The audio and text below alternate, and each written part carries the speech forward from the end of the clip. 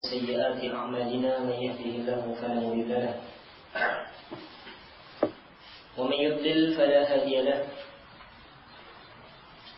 وأشهد أن لا إله إلا الله وحده لا شريك له وأشهد أن محمدا عبده ورسوله صلى الله عليه وعلى آله وأصحابه ومن تبعهم بهداه إلى يوم القيامة. فقال تعالى في القرآن العظيم: يا أيها الذين آمنوا اتقوا الله حق تقاته ولا تموتن إلا وأنتم مسلمون. يا أيها الناس اتقوا ربكم الذي خلقكم من نفس واحدة وخلق منها زوجها وبث منهما رجالا كثيرا ونساء واتقوا الله الذي تساءلون به والأرحام إن الله كان عليكم رقيبا.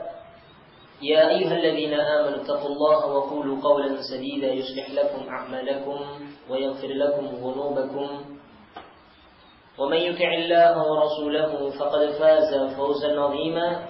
أما بعد، فإن أصدق الحديث كتاب الله وخير الهدي هدي محمد صلى الله عليه وعلى آله وصحبه وسلم وشر الأمور محدثاتها فإن كل محدثة بدعة وكل بدعة ضلالة وكل ضلالة في النار. أعاذنا الله وإياكم من النار. Ma'asyiral muslimin rahimani wa rahimakumullah. Alhamdulillah, pada malam yang mulia ini kita bisa kembali melanjutkan kajian kita dari membaca kitab Al-Mulakhas fi Syarh Kitab At-Tauhid karya Syekh Shalih Ibn Fauzan Ibn Abdullah Al-Fauzan hafizahullah ta'ala. Dan pembahasan kita masih di Babul Khawfi Minasyirki, suatu bab yang menjelaskan tentang takut dari kesyirikan. Sekarang kita masuk di hadis yang ada di dalam pembahasan ini. Kalau kemarin sudah kita bacakan dua ayat dari surat An-Nisa, ayat yang ke-48 dan 116, dan juga surat Ibrahim ayat yang ke-35. Demikian pula satu hadis dari hadis yang dikeluarkan oleh Imam Muhammad serta yang lainnya. Sekarang kita masuk di hadis yang selanjutnya dari pembahasan kitab ini. Pembahasan Babul Khawfi Minasyirki. Wa 'an Ibnu Mas'ud radhiyallahu ta'ala anhu, silakan bagi yang buat kitab buka halaman yang ke-47. Wa 'an Ibnu Mas'ud radhiyallahu ta'ala anhu anna Rasulullah sallallahu alaihi wasallam qala: man mata wa huwa yad'u lillahi niddan dakhala an-nar. Rawahu al-Bukhari.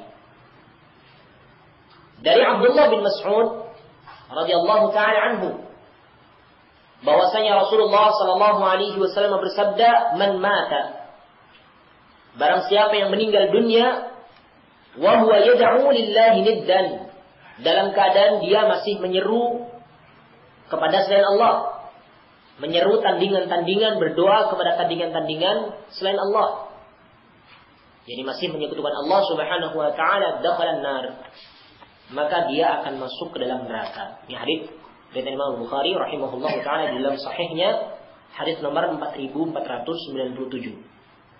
Hadis nomor 4497. Ini dalam sahih Bukhari. Ikhwan fillah azani wa azakumullah, hadis yang mulia yang menunjukkan kepada kita akan salah satu dari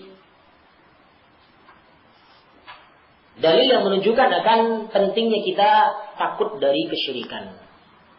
Karena syirik itu ketika seorang melakukan kesyirikan, mati dalam keadaan naudzubillah berbuat syirik, maka Rasul katakan dakhalan nar, dia akan masuk neraka. Dan hadis yang kita baca ini hadis yang dibawakan oleh Abdullah bin Mas'ud.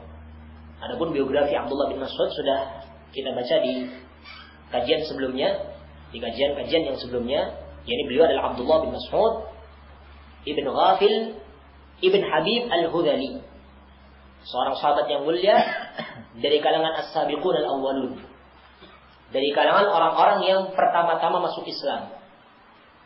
termasuk di antara kibar ulama sahabat, ulama sahabat yang senior. Dan beliau meninggal pada tahun 32 Hijriah. Ini Abdullah bin Mas'ud radhiyallahu taala anhu. Dan Abdullah bin Mas'ud ini memang salah seorang sahabat yang memiliki kemuliaan. Di antara kemuliaan yang beliau miliki, bahwasanya Abdullah bin Mas'ud ini salah seorang sahabat yang Rasulullah SAW berikan rekomendasi kepada kaum muslimin untuk mengambil Al-Quran dari beliau. Ada 4 orang sahabat yang mana Rasulullah perintahkan kepada kaum muslimin untuk mengambil bacaan Al-Quran dari mereka. Rasulullah katakan, "Khudhu Al-Qur'ana min 4." Ambillah oleh kalian bacaan Al-Quran dari 4 orang sahabat Rasul. Yang pertama Abdullah bin Mas'ud, atau dikenal dengan Abdullah ibn Ummi Abd. Ini yang pertama, yang Rasulullah berikan rekomendasi agar supaya kaum muslimin, sahabat yang lain mengambil bacaan Al-Quran dari mereka. Abdullah bin Mas'ud. Kemudian yang kedua, yakni Salim Maula Abi Hudzaifah, mantan budanya Abu Hudzaifah. Dan yang ketiga, yakni Mu'adz bin Jabal. Dan yang keempat adalah Ubay ibn Ka'ab radhiyallahu ta'ala anhum ajma'in. Rasulullah memerintahkan kaum muslimin, para sahabat ketika itu, untuk mengambil Al-Quran dari 4 orang ini. Jadi di sini menunjukkan bahwasanya Abdullah bin Mas'ud salah satunya, yakni seorang yang ahli dalam bidang Al-Quran, sehingga Rasulullah SAW perintahkan kepada sahabat yang lain untuk mengambil Al-Quran dari beliau. Salah satunya Abdullah bin Mas'ud. Ini salah satu keutamaan Abdullah bin Mas'ud. Dan Abdullah bin Mas'ud dahulu sebelum masuk Islam, beliau pernah punya pengalaman yang sangat, yakni membuat beliau itu lapang dadanya di dalam menerima Islam. Yakni melihat mukjizatnya Rasulullah SAW. Abdullah bin Mas'ud dahulu sebelum masuk Islam, beliau hanyalah berprofesi sebagai seorang pengembala kambing. Ini pun bukan kambingnya sendiri, tapi kambingnya Uqbah ibn Abi Muhayt, salah seorang pembesar Quraisy. Dan biasa Abdullah bin Mas'ud ini mengembalakan kambingnya itu di bukit-bukit, di perbukitan. Ketika awal-awal Islam, sebelum Abdullah bin Mas'ud masuk Islam, yakni ketika itu sudah mulai gangguan dari orang-orang musyrik Quraisy, sudah mulai gencar terhadap kaum muslimin yang masuk Islam. Sehingga ketika itu kaum muslimin banyak yang berlarian ketika orang-orang musyrik, orang-orang kafir Quraisy ingin menyiksa mereka. Suatu ketika pernah Rasulullah SAW dan juga sahabatnya Abu Bakar As-Siddiq radhiyallahu anhu lari dari gangguannya orang-orang kafir menuju ke bukit-bukit, menghindari gangguannya orang-orang kafir. Kemudian bertemulah dengan Abdullah bin Mas'ud ketika itu belum masuk Islam. Ketika itu Rasulullah mengatakan kepada Abdullah bin Mas'ud ketika itu, yakni Abdullah bin Mas'ud belum masuk Islam, "Wahai fulan, berikanlah kepadaku minum karena aku sangat haus. Berikanlah kepadaku minum dari susu kambingmu." Maka Abdullah bin Mas'ud seorang yang sangat jujur di dalam mengembala, meskipun ini bukan kambingnya sendiri, tapi tidak mau mengkhianati tuannya. Sehingga Abdullah bin Mas'ud menyatakan, "Saya tidak akan berikan kepada engkau minum karena ini bukan kambingku. Ini kambing tuanku." Tadi kemudian Rasulullah SAW meminta lagi kepada Abdullah bin Mas'ud, "Kalau begitu ya sudah. Kalau kamu tidak mau memberikan kepadaku minum susu kambing, datangkan kepadaku kambing yang masih belum dikawini oleh pejantan." Tentunya belum keluar susunya ya. Kambing yang masih kecil, yang kurus kecil. Sehingga Abdullah bin Mas'ud memberikan. Maksudnya karena ini yakin tidak ada susunya. Kemudian setelah itu Rasulullah SAW memegang susunya. Seketika itu pula langsung membesar. Padahal kambing ini belum dikawini oleh pejantan, yang secara akal tidak mungkin bisa keluar susunya. Tapi karena mukjizatnya Rasulullah SAW, langsung kambing itu seketika itu pula membesar susunya, dan langsung keluar susu dari putingnya kambing tersebut. Sehingga setelah itu diminum oleh Rasulullah, Abu Bakar juga termasuk Abdullah bin Mas'ud, salah seorang yang meminum susu ini dari kambing yang Rasulullah SAW doakan tersebut sehingga keluar susunya. Ini salah satu mukjizatnya Rasulullah SAW, yang dengan itu Abdullah bin Mas'ud tambah heran dengan Rasulullah. Dengan 2 orang laki-laki tadi, Rasulullah juga Abu Bakar. Sehingga ketika itu tidak lama kemudian Abdullah bin Mas'ud masuk Islam. Setelah melihat tadi kejadian yang sangat yakni menakjubkan tersebut. Ya, padahal kambing itu kambing yang masih kecil, belum dikawini oleh pejantan dan tidak mungkin keluar susunya, tapi karena mukjizatnya Rasul, beliau pun mendapatkan yakni pencerahan bahwasanya orang ini bukan orang sembarangan. Berarti orang ini betul-betul orang yang akan menjadi pemimpin dunia. Ketika itu tidak lama kemudian Abdullah bin Mas'ud masuk Islam.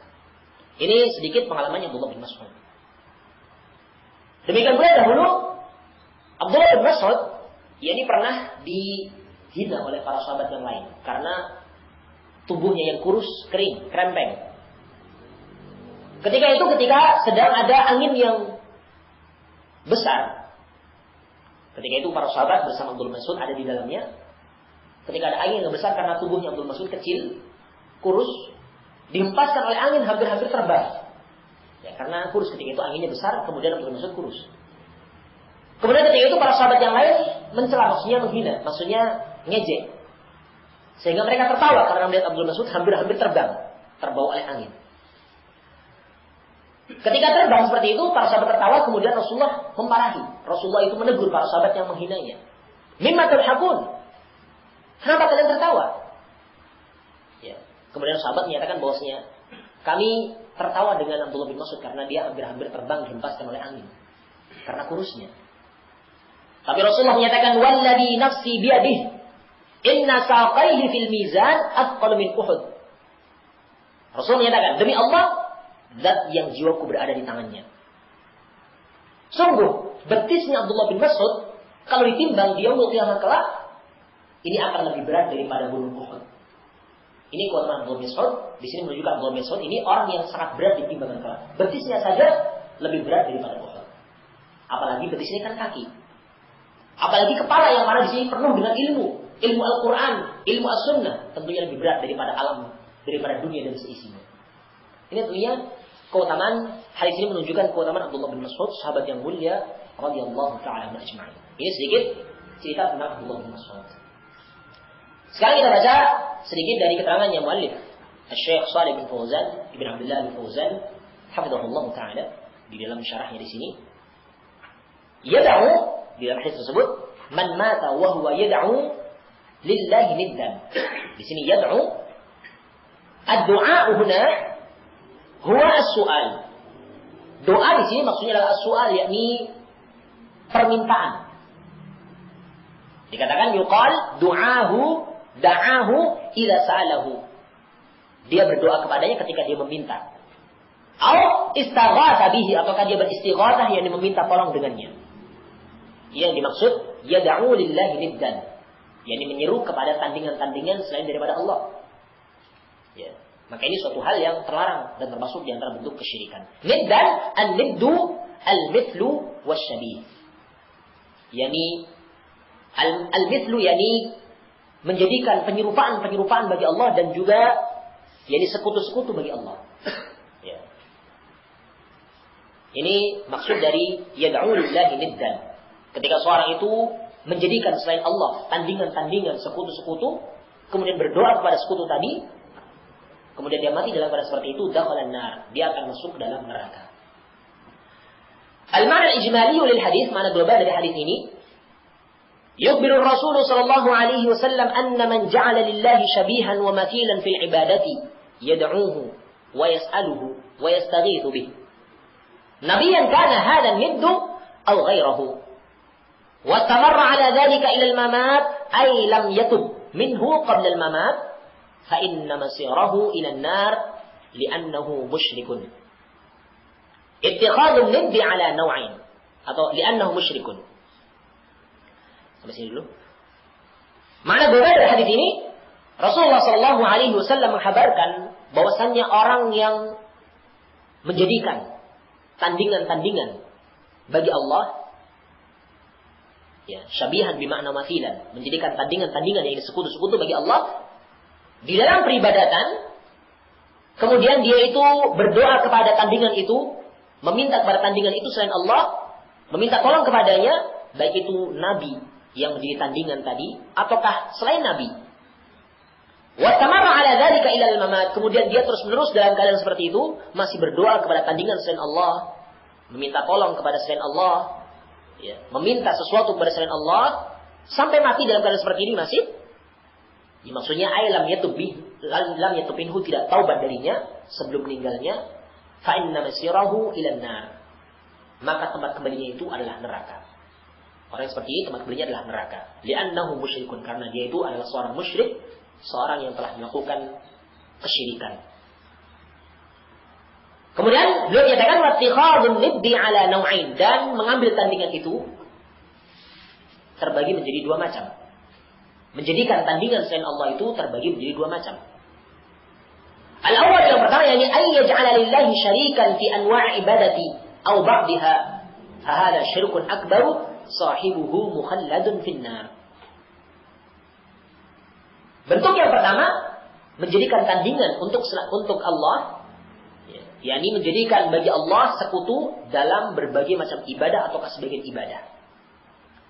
Ya, menjadikan tandingan, ya, menjadikan bagi Allah sekutu tandingan dalam berbagai macam ibadah atau sebagian ibadah, fahada syirkun, maka ini syirkun akbar, syirik besar, yang mana sahibnya, pelakunya itu mukhalladun finnar, kekal di dalam neraka. Nauzubillah min dzalik. Ini maksud yang pertama dari menjadikan tandingan bagi Allah, yakni menjadikan selain Allah sekutu dalam berbagai macam ibadah. Entah itu doa, entah itu menyembelih, entah itu memberikan persembahan selain Allah, maka inilah yang dimaksud dengan kesyirikan akbar yang mengeluarkan dari Islam dan pelakunya itu kekal di dalam neraka. Nauzubillah min dzalik. Ini makna yang pertama, maksud yang pertama. Akan yang kedua, yakni maka minasyirkil asghar, yakni menjadikan tandingan dalam hal syirkul asghar. Ya, sesuatu yang ada dalam syirik asghar, syirik yang kecil. Kaqala rajul, sebagaimana ucapan seseorang, masya Allahu wa syi'ta, walaula Allahu wa anta. Ya, masya Allahu wa syi'ta, atas kehendak Allah, karena kehendak Allah dan kehendakmu. Dijadikan tandingan bahwasanya kehendaknya Allah itu sebanding dengan kehendaknya manusia. Laula Allah wa anta, jikalau bukan karena Allah dan karena engkau. Ini termasuk di antara syirkul asghar. Syirkul asghar, ya, syirkul asghar. Ketika seorang mengucapkan seperti itu, masya Allah wa syi'ta, ya, atas kehendak Allah dan kehendakmu. Jadi di sini disejajarkan antara kehendaknya Allah dengan kehendaknya manusia. Kalau bukan karena Allah dan karena engkau. Ini juga termasuk di antara bentuk menjadikan tandingan bagi Allah. Dan ini terkadang mungkin pernah terucap dari lisan kita. Ketika ada sesuatu yang menimpa kita, kemudian kita diselamatkan oleh seseorang, aduh, kalau tidak ada kamu mungkin saya sudah mati. Di mana kehendaknya Allah? Sementara mensejajarkan saja, kalau bukan karena Allah dan karenamu, ini sudah syirik. Apalagi kalau tidak meniadakan kehendaknya Allah. Ini jelas lebih syirik lagi ya tentunya. Sementara disejajarkan saja dengan menggunakan kata dan, kalau bukan karena Allah dan kehendakmu, ini saja sudah syirik, apalagi ketika seorang itu meniadakan kehendaknya Allah. Ya. Kalau bukan karena kamu, mungkin saya sudah celaka. Ini juga ucapan-ucapan yang terkandung padanya unsur kesyirikan yang kita harus berhati-hati. Maka ini makna yang kedua dari menjadikan tandingan bagi Allah dalam hal syirkul asghar. Mensejajarkan kehendaknya Allah dengan kehendaknya manusia. Tapi kalau kita mau mengucapkan seperti itu, maka tentunya kemudian. Kalau bukan karena kehendak Allah, kemudian karena kehendak engkau, niscaya akan terjadi demikian dan demikian. Ini seperti ini nggak mengapa.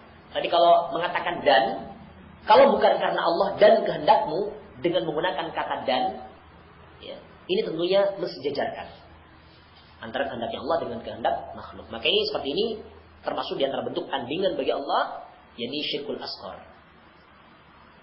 Wa nahwa dzalika mimma fi al-'atfu bil waw 'ala lafzil jalalah.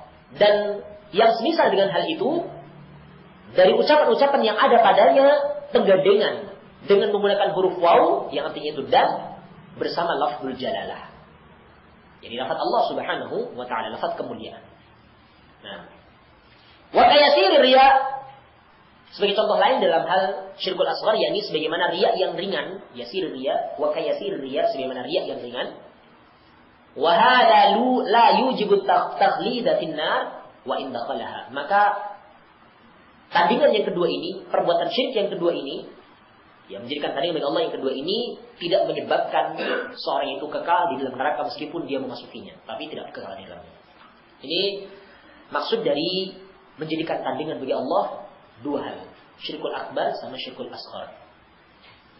Syirkul akbar jelas, seorang itu kekal di dalam neraka. Tapi kalau syirkul asghar belum sampai kekal.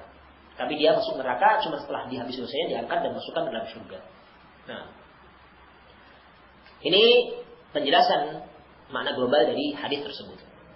Kita lanjutkan di munasabatul haditsil bab, kesesuaian hadis ini dengan bab anna fihi at-takhwifa min asy-syirki bi bayani aqibatil musyriki wa masirihi.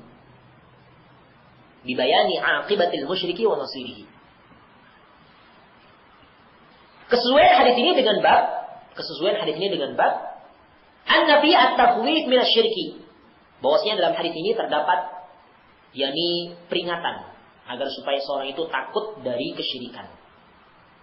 Dalil tentang pentingnya takut dari kesyirikan. Dan juga penjelasan akan akibat kesyirikan, akibat seorang yang musyrik dan tempat kembalinya. Jadi tadi dikatakan man mata wa huwa yad'u lillahi niddan dakhala an-nar. Barang siapa yang meninggal dunia dalam keadaan dia masih berdoa kepada selain Allah dari tandingan-tandingan yang ada, maka dia itu akan masuk dalam neraka. Na'udzubillah min dzalik. Maka ini bahayanya kesyirikan yang tentunya kita harus berhati-hati darinya. Takut dari kesyirikan tersebut. Kita lanjutkan di pembahasan yang lain, lima mustafadu dari hadis. Faedah yang diambil dari hadis ini. Yang pertama, takhwifu min asy-syirki wal haqqu 'ala at-taubati minhu qabla al-maut. Dalam hadis yang mulia ini terdapat dalil tentang takhwif min asy-syirki, takut dari kesyirikan. Hadis ini menakut-nakuti kita dari kesyirikan. Ya. Perintah agar supaya kita takut dari kesyirikan. Wal haqqu 'ala at-taubati minhu qabla al-maut, dan di hadis ini juga terdapat anjuran untuk bertaubat dari kesyirikan sebelum meninggal. Anjuran untuk bertaubat dari kesyirikan sebelum kita meninggal. Karena syirik ini sungguh dosa yang sangat besar. Karena sangat besarnya sehingga Allah tidak akan mengampuninya. Nah, ini yang pertama, faedah dari hadis tersebut. Kemudian yang kedua, tsani anna kull man da'a ma'allahi nabiyyan aw waliyan hayyan aw mayyitan aw hajaran aw syajaran faqad ja'ala niddan lillah. Bahwasanya kull man da'a ma'allahi nabiyyan, kull man da'a ma'allahi nabiyyan aw waliyan, setiap orang yang didoai, setiap orang yang berdoa bersama Allah dengan selainnya, baik itu para nabi, baik itu wali, baik itu yang masih hidup maupun yang telah meninggal, baik itu batu maupun baik itu pepohonan, faqad ja'ala niddan lillah. Maka sungguh orang seperti ini telah menjadikan tandingan bagi Allah ketika dia berdoa bersama Allah dengan selainnya, baik itu para nabi, baik itu para wali yang hidup maupun yang meninggal, batu maupun pepohonan, maka sungguh dia telah menjadikan tandingan bagi Allah. Dia telah melakukan perbuatan syirik. Kemudian ketiga, yakni anna syirka la yughfaru illa bit-taubati. Bahwasanya kesyirikan itu tidak akan diampuni kecuali dengan taubat, tentunya dengan taubat an-nasuha, taubat yang semurni-murninya. Allah menyatakan innallaha la yaghfiru an yushraka bihi wa yaghfiru ma duna dzalika liman yasha. Dalam ayat yang sudah kita sampaikan dari pertemuan yang lalu, Allah Subhanahu wa taala berfirman, sesungguhnya Allah Subhanahu wa taala tidak akan mengampuni dosa syirik, dosa menyekutukan Allah. Dan Allah Subhanahu wa taala akan mengampuni dosa selain syirik bagi siapa yang Allah kehendaki. Dan ini tiga faedah dari hadis yang sudah kita sampaikan ini. Hadis dari Abdullah bin Mas'ud dari Imam Al-Bukhari rahimahullah taala. Kita lanjutkan di hadis yang terakhir di dalam bab ini, babul khauf min asy-syirki. Sekarang hadis yang terakhir, hadis dari Jabir bin Abdullah radhiyallahu taala anhu. Riwayat Imam Muslim rahimahullah taala. Di sini muallif rahimahullah taala, Syekh Muhammad At-Tamimi rahimahullah taala beliau menyatakan, "Wal muslimin an Jabir radhiyallahu anhu anna Rasulullah sallallahu alaihi wasallam qala, man laqiya Allah wa huwa la yushriku bihi syai'an dakhala al-jannah wa man laqiyahu yusyriku bihi syai'a dakhala an-nar." Dan milik Imam Muslim, maksudnya hadis riwayat Imam Muslim di dalam sahihnya nomor 93, hadis nomor 93, hadis dari Jabir bin Abdullah radhiyallahu anhu, bahwasanya Rasulullah sallallahu alaihi wasallam bersabda, "Man laqiya Allah wa huwa la yusyriku bihi syai'an dakhala al-jannah wa man laqiyahu yusyriku bihi syai'an dakhala an-nar. Barang siapa yang berjumpa dengan Allah, maksudnya meninggal dunia, berjumpa dengan Allah, maksudnya meninggal dunia, dalam keadaan dia tidak menyekutukan sesuatu pun dengan Allah, dakhala al-jannah, maka dia masuk surga. Seorang yang meninggal dalam keadaan tidak berbuat syirik, tidak menyekutukan Allah Subhanahu wa taala, maka Rasulullah menjamin bahwasanya orang tersebut masuk surga. Tapi sebaliknya, wa man laqiyahu yusyriku bihi syai'an dakhala an-nar. Barang siapa yang berjumpa dengan Allah, yakni meninggal dunia, naudzubillah, dalam keadaan menyekutukan Allah, dalam keadaan berbuat syirik masih belum bertaubat, dakhala an-nar, maka dia itu akan masuk ke dalam neraka. Naudzubillah min dzalik. Ini hadis yang sangat mulia yang menunjukkan kepada kita akan bahayanya kesyirikan. Ketika seorang meninggal dunia dalam keadaan syirik, maka Rasulullah SAW mengancam dia dengan neraka. Sebaliknya orang yang meninggal dunia dalam keadaan bertauhid, tidak menyekutukan Allah dengan sesuatu apapun, Rasulullah menjanjikan kepada kita, kepada mereka, dan mudah-mudahan kita termasuk orang yang meninggal dunia dalam keadaan tidak menyekutukan Allah dengan sesuatu apapun, Rasulullah menjanjikan yang ini masuk dalam surga. Ikhwan fillah, azza wa jazakumullah, hadis yang mulia yang dibawakan oleh sahabat yang mulia yang bernama Jabir. Lihat di keterangannya. Jabir, beliau adalah Jabir bin Abdullah ibn Amr ibn Haram al-Ansari as-Sulami, sahabiyun jalil. Nah, beliau adalah Jabir bin Abdullah ibn Amr ibn Haram al-Ansari as-Sulami. Beliau seorang sahabat yang mulia, sahabiyun jalil, seorang sahabat yang mulia. Beliau termasuk di antara mukatsirun. Beliau seorang yang banyak meriwayatkan hadis. Sampai-sampai para ulama menjelaskan hadis yang beliau riwayatkan dari Rasulullah SAW sekitar 1540 hadis. Ya, ini hadis yang banyak. Dan beliau termasuk di antara orang-orang yang banyak meriwayatkan hadis. Di antara ada beberapa sahabat, Aisyah, Jabir bin Abdullah, Abdullah bin Mas'ud, Abdullah bin Abbas. Ini orang-orang yang banyak meriwayatkan hadis. Di antaranya Abdullah bin Jabir bin Abdullah meriwayatkan hadis dari Rasulullah SAW sebanyak 1540 hadis, sekitar itu. Dan bahkan yang muttafaqun alaih saja, yang disepakati oleh Bukhari dan Muslim, ini ada sekitar 200 hadis. Hadis dari Jabir bin Abdullah. Ini keutamaan beliau, seorang yang banyak meriwayatkan hadis ya, dari Rasulullah SAW. Ibnu sahabi, beliau juga anaknya sahabat yang bernama Abdullah bin Amir, Abdullah bin Amr ibn Haram ya. Ini juga sahabat, dua-duanya sahabat. Ya. Beliau meninggal mata bil Madinati ba'da 70 wa lahu 94 sanatan. Beliau meninggal di Madinah yakni pada tahun 70 Hijriah, setelah 70 Hijriah. Dan beliau ketika itu berumur 94 tahun meninggalnya. Ini Jabir bin Abdullah radhiyallahu anhu. Ini juga Jabir punya pengalaman yang sangat banyak. Karena beliau itu sangat dekat dengan Rasul, senantiasa bermulazamah dengan Rasulullah SAW, punya pengalaman sangat banyak. Kita akan sedikit cerita, enggak apa-apa ya. Cerita tentang sahabat yang mulia Jabir bin Abdullah radhiyallahu anhu. Jabir bin Abdullah ini ketika masih kecil sudah ikut bai'ah Aqabah bersama bapaknya Abdullah. Ya. Berbaiat dan setia kepada Rasulullah SAW pada hari Aqabah. Ya. Akan tapi memang Jabir tidak mengikuti perang Badar dan juga perang Uhud. Ini kekurangannya. Tapi kelebihan nyawanya banyak. Beliau tidak mengikuti perang Badar dengan alasan ketika itu belum cukup umur, belum balik. Ketika perang Badar belum balik Jabir. Bapaknya ikut, Jabir tidak. Karena belum balik ketika itu, masih kecil. Sehingga tidak mengikuti. Kalau seandainya beliau ketika itu sudah dewasa, tentunya akan ikut perang. Ketika perang Uhud, Jabir ini sebenarnya sudah bisa ikut perang, cuman sama bapaknya tidak boleh. Karena alasan, yakni Jabir itu memiliki 9 saudara perempuan, 9 saudari perempuan. Jabir laki-laki sendirian. Jadi ketika ikut perang atau meninggal, siapa yang mau ngurusi saudari perempuannya? Sehingga ketika itu bapaknya melarang. Biasanya yang pergi ke Uhud. Dan saya punya firasat, maksudnya saya punya firasat kalau nanti saya akan terbunuh di perang Uhud sebagai syahid mudah-mudahan.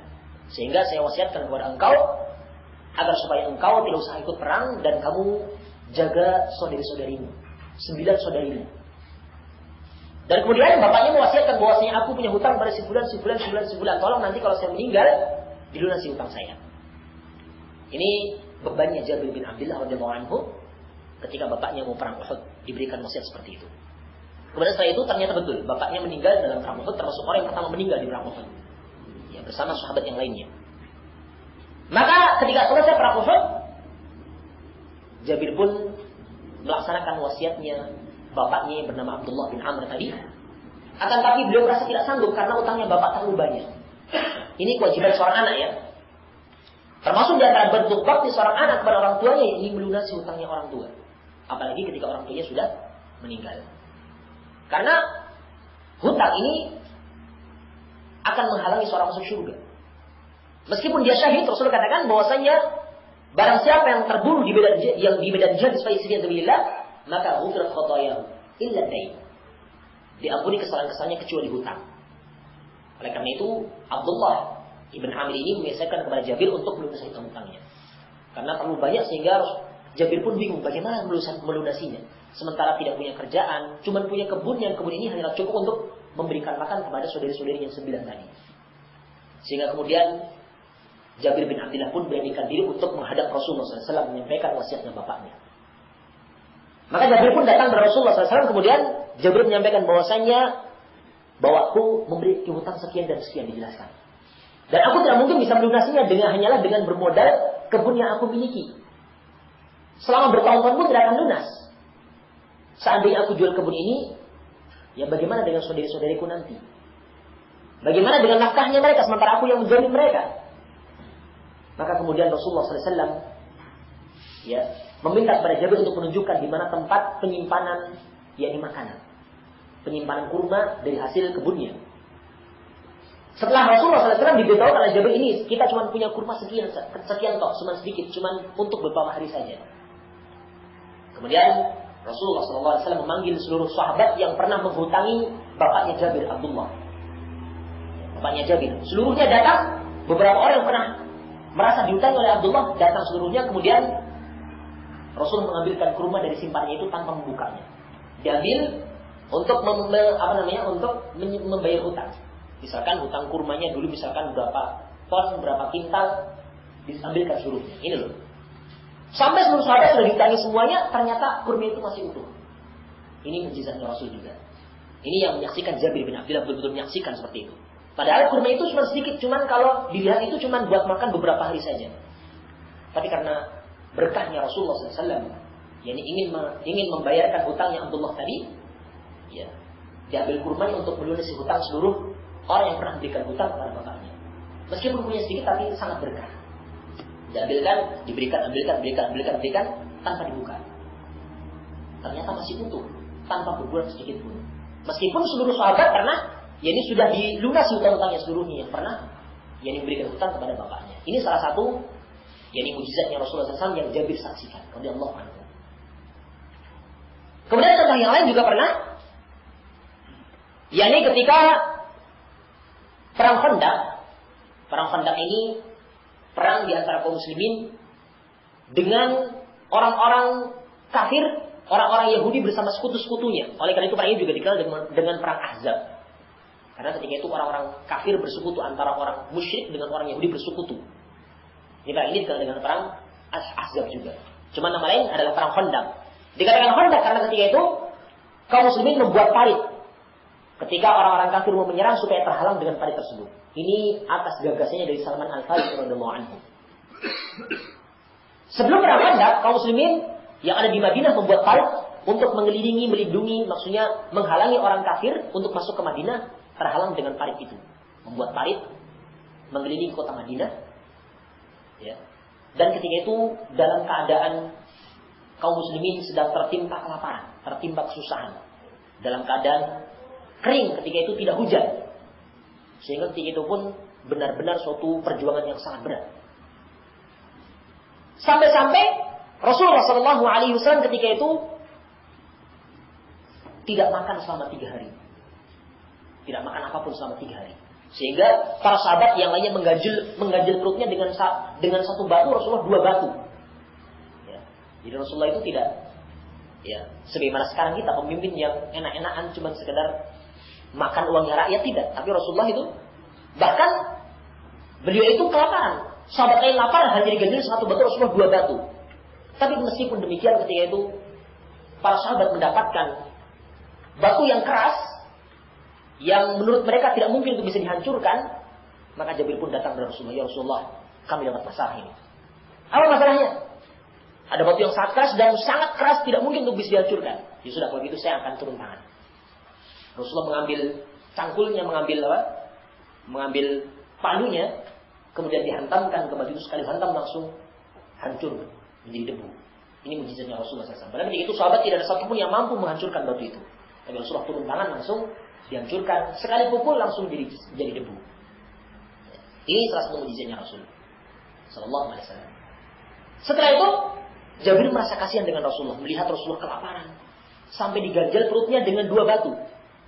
Maka Jabir minta izin kepada Rasulullah SAW, "Ya Rasulullah, izin dengan saya mau pulang dulu." "Mau apa?" "Coba saya lihat, siapa tahu di rumah ada makanan." Jabir pun pulang, kemudian menemui istrinya. Tanya pada istrinya, "Apakah kamu punya makanan?" "Ya, kami punya cuma sedikit, cuma 1 sok gandum dan 1 ekor kambing betina yang kecil masih."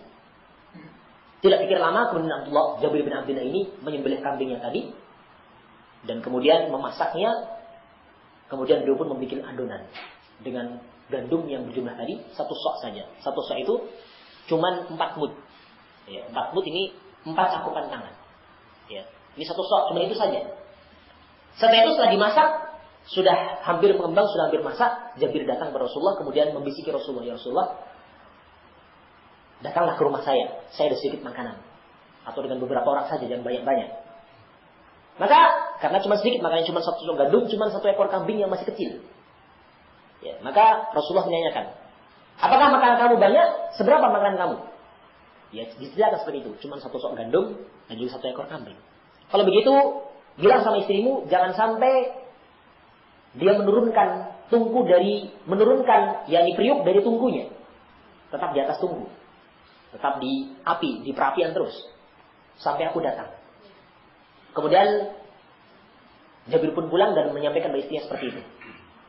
Setelah itu kemudian Rasulullah datang dengan seluruh pasukan yang menggali parit.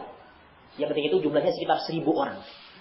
Ya, karena membuat galian keliling kota Madinah. 1000 orang. Datang ke rumahnya Jabir. Kemudian Jabir lihat, wah kaget. Banyak sekali orang yang datang. Padahal cuma 1 sok gandum. Cuma 1 ekor kambing saja ya. Mau buat makan 1000 orang. Tidak mungkin cukup. Sehingga kemudian ya sudah mulai khawatir. Aduh, gimana ini? Bikin malu saya ini kalau sudah banyak orang datang, tahu-tahu makannya cuma sedikit. Maka kemudian istrinya bertanya, "Tadi Rasulullah pesan apa? Pesan supaya jangan sampai turunkan periuk dari tungkunya." Ya kalau itu laksanakan perintahnya Rasul. Maka Rasul pun datang. Setelah itu kemudian Rasulullah sendiri yang mengambilkan makanan untuk mereka, para sahabat yang ada. Diambilkan ya roti, ya, tanpa diturunkan dari dari perapiannya. Diambilkan daging. Terus semua sahabat mendapatkan bagian. Ya. Sampai 1000 orang seluruhnya sudah kenyang. Ya, pada ketika itu sedang kelaparan. Seluruhnya kenyang. Ketika itu sedang tidak ada makan sama sekali, cuma yang punya makan cuma Jabir saja. Ya. Sudah kenyang seluruhnya dan dilihat ternyata tubuhnya masih utuh, dagingnya masih utuh, tidak berkurang sedikit pun, dan rotinya pun juga masih utuh. Setelah Rasulullah pulang, kemudian Rasulullah memberikan, "Silakan sekarang makan keluargamu dan berikan kepada tangga-tanggamu." Maka Jabir pun melakukan. Ini salah satu kejadian yang pernah Jabir bin Abdullah radhiyallahu anhu alami. Ketika itu padahal cuma 1 sok gandum dan juga 1 ekor kambing betina yang kecil ternyata bisa memberikan makan kepada berapa? 1000 orang yang terikut dalam pasukan Khandaq, yakni yang sedang menggali pada ketika itu. Ini beberapa pengalamannya Jabir bin Abdullah radhiyallahu anhu. Ya. Dan ini merupakan pelajaran yang penting bahwasanya kita itu benar-benar harus yakin dengan kenabian Nabi kita Muhammad SAW dengan mujizat-mujizat yang ada. Nah, ikhwan fillah azza wa jalla, kita lanjutkan lagi pembahasan kita. Kalau kita ini sudah selesainya. Cerita sahabat ini kan banyak sekali ceritanya. Yang tentunya kalau kita sebutkan seluruhnya tidak akan cukup waktunya. Ini sedikit saja tentang beberapa kisahnya beliau radhiyallahu anhu. Nah, di sini dikatakan man laqiyallaha. Rasulullah menyatakan man laqiyallaha wa huwa la yusyriku bi syai'an dakhala jannah. Barang siapa yang berjumpa dengan Allah dalam keadaan dia tidak menyekutukan sesuatu pun dengannya, maka dia masuk surga. Man laqiyallaha maksudnya adalah man mata, barang siapa yang meninggal dunia. Ya. La yusyriku bihi syai'a, la yusyriku bihi, yani lam yattakhidh ma'hu syarikan fil ilahiyyati wala fil rububiyyah. Tidak menjadikan bersama Allah sekutu dalam hal uluhiyah maupun dalam hal rububiyah. Dalam hal persembahan hanyalah kepada Allah maupun dalam hal rububiyah. Penciptaan, pemberian rezeki, pemeliharaan hanya untuk Allah. Nah, syai'a ay syirkan qalilan aw katsiran, baik itu syirik yang sedikit maupun syirik yang banyak. Ketika dia meninggal dunia dalam keadaan tidak membawa syirik sedikit pun, kecil maupun yang besar, sedikit maupun banyak, dakhal jannah, maka dia akan masuk ke dalam surga. Seperti itu. Jadi dari Rasulullah SAW, orang yang meninggal dalam keadaan tidak membawa dosa syirik, tidak menyekutukan Allah dengan sesuatu apapun, maka dia itu akan masuk dalam surga. Nah, al-ma'na al-ijmaliyul hadis, makna global dari hadis ini, anna Rasulullah sallallahu alaihi wasallam yukhbiruna anna man mata 'ala at-tauhid fadkhuluhu al-jannata maqtu'un bih. Fa in kana sahiba kabiratin wa mata musirran 'alaiha fa huwa tahta masyiatillah. فإن عفى الله عنه دخلها أولا وإلا عذب في النار ثم أخرج منها وأدخل الجنة. Bahwasanya Rasulullah Shallallahu Alaihi Wasallam menghabarkan kepada kita, orang yang meninggal dunia di atas tauhid, di atas keyakinan mengesahkan Allah Subhanahu Wa Taala, fadkhuluhu al-jannata maqtu'un bih, maka masuknya dia ke surga adalah sesuatu yang pasti. Sesuatu yang bisa dipastikan. Kalau orang yang meninggal di atas tauhid, dia pasti masuk surga. Fa in kana sahiba kabiratin, meskipun dia adalah pelaku dosa besar, selain kesyirikan tentunya ya. Wa mata musirran 'alaiha, dan dia meninggal masih dalam keadaan di atas dosa besar, selain kesyirikan ya. Fa huwa tahta masyiatillah, maka dia itu berada di bawah kehendaknya Allah. Fa in 'afa Allahu 'anhu dakhalaha awwalan, kalau Allah memaafkan dosa besarnya tadi, Allah akan masukkan dia ke surga di awal kalinya. Ya. Dengan dihapuskan seluruh dosa-dosanya. Sebagai contoh, ya ini tentang kisahnya seorang yang membunuh 100 nyawa, yang belum melakukan kebaikan sedikit pun, Allah seluruhnya ampuni, langsung masukkan ke surga. Ini kalau Allah menghendaki memberikan ampunan. Tapi kalau tidak, wa illa udziba fin nari. Dan kalau tidak seperti itu, maka Allah akan mengadab terlebih dahulu di dalam neraka, tapi dia pasti masuk surga nanti. Tsumma ukhrija minha wa udkhilal jannah. Kemudian dia akan dikeluarkan dari neraka dan dimasukkan ke dalam surga. Ini orang yang bertauhid. Meskipun dia punya dosa, ya, kalau dosanya lebih banyak, dia tentunya dibakar dulu dalam neraka, setelah itu tetap dia akan pasti masuk surga, keluar dari neraka dan masuk ke dalam surga. Ini keutamaan orang yang bertauhid. Wa anna man mata 'ala syirki al-akbari la yadkhulu al-jannata wa la yanaluhu min Allah rahmah wa yukhalladu fin nar. Wa in kana syirkan asghar dakhala an-nara illam yakun ma'hu hasanatun rajihatun lakinna la yukhalladu fiha. Dan bahwasanya orang yang meninggal dunia di atas kesyirikan akbar, ya, melakukan syirkul akbar, sebagai contoh tadi menyembah selain Allah, la yadkhulul jannah, maka dia tidak akan masuk surga. Wala yanaluhu minallahi rahmah, dan dia tidak akan mendapatkan rahmat dari Allah, tidak akan mendapatkan kasih sayang dari Allah Subhanahu wa taala. Wa yukhalladu finnar, dan dia akan kekal di dalam neraka. Nauzubillah min dzalik. Wa in kana syirkan asghar dakhala an-nar, kalau itu syirik asghar, maka dia masuk neraka terlebih dahulu. Illam yakun ma'hu hasanatun rajihatun, kalau dia tidak memiliki kebaikan yang berat. Dia masuk neraka dulu kalau tidak punya kebaikan yang berat. Tapi kalau punya kebaikan, mudah-mudahan kebaikan itu akan menutup kesalahannya tadi. Lakin la yukhalladu fiha, tapi kalau masuk neraka pun mereka tidak kekal di dalamnya. Kalau bukan syirkul akbar, kalau bukan dosa syirkul akbar, masih ada harapan masuk dalam surga. Ini bisa dipastikan seperti itu. Ini keutamaan tauhid dan bahayanya syirik ya. Kemudian di sini mulai menyatakan munasabatul hadits lil bab, kesesuaian hadis ini dengan bab anna fihi at-taghyira fi an-nahyi 'ani syirki mimma yujibu shiddatal khawfi minhu. Bahwasanya dalam hadis ini terdapat at-taghyir fi an-nahyi 'ani syirki.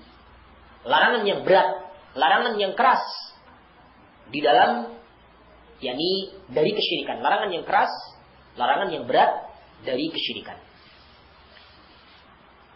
Yang mana syirik ini termasuk diantara dosa yang menyebabkan Ataukah yang mana ancaman ini, larangan ini, ya, merupakan sesuatu yang mengharuskan seseorang itu sangat takut dari kesyirikan.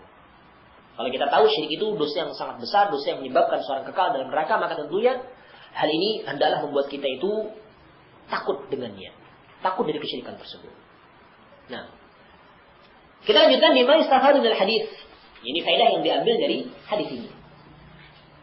Yang pertama, wujubul khair minasyirki, li'anna an-najata minan nar masyrutatun bisalamati minasyirki. Faedah yang pertama, wajibnya takut dari kesyirikan. Kita harus takut dari kesyirikan.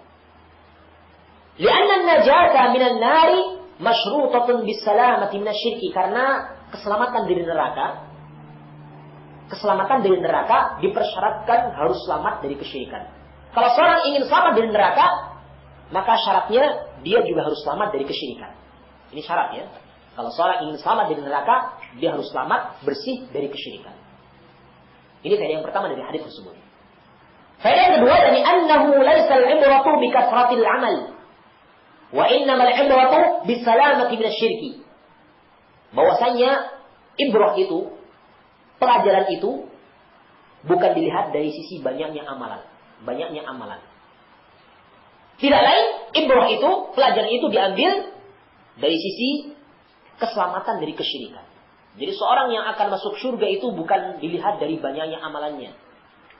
Meskipun dia banyak amalan, tapi di sisi lain dia masih melakukan kesyirikan, amalannya hancur, gugur, tidak berguna. Allah menyatakan, walau asyraku lahabitu anhum ma kanu ya'malun. Jikalau seandainya mereka berbuat syirik, niscaya gugurlah, hapuslah, sirnalah seluruh amal yang pernah mereka lakukan. Di ayat yang lain Allah menyatakan, wa qadimna ila ma 'amilu min 'amalin faj'alnahu haba'an manthura.